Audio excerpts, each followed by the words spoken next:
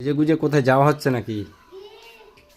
সেজে গুজে কোথায় যাবো না, বাড়িতে থাকবো, ওই জন্য একটু সেজেছি। এরকম ভাবে কোনোদিন সাজিনি, আমি নিজেকে নিজে চিনতে পারছি না।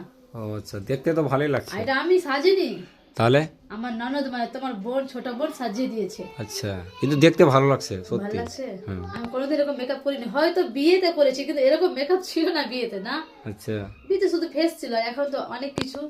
তো ভালো লাগছে, আশা করি। আচ্ছা, তোমরাই জানো মেকআপটা ভালো হয়েছে না কি হয়েছে, কিন্তু বন্ধুরা জানাও কমেন্টে কেমন লাগছে। হ্যাঁ। খারাপ লাগলো কমেন্টে জানাবে, ভালো লাগলো তো অবশ্যই কমেন্টে জানাবে।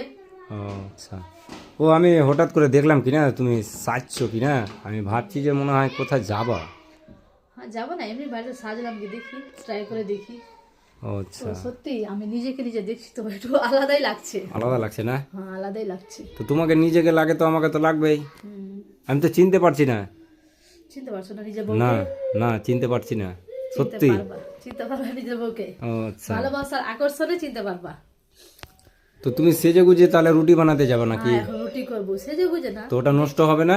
থাকুক মুখে, এরকম করে কিছু ক্ষতি এরকম হবে? না না, ক্ষতি আমি তোমাকে জিজ্ঞাসা করছি যে কোনো মানে হবে নাকি, মুখটা ফের আবার না, কালো থাকুক, কালো হয়ে যাবে, ওটাই বলছি। থাকুক, ভালো লাগবে। ভালো লাগবে? তাহলে সেজে গুজে তাহলে তুমি রুটি বানাতে যাবে না? হ্যাঁ, ও আচ্ছা, ঠিক আছে তাহলে বানাও।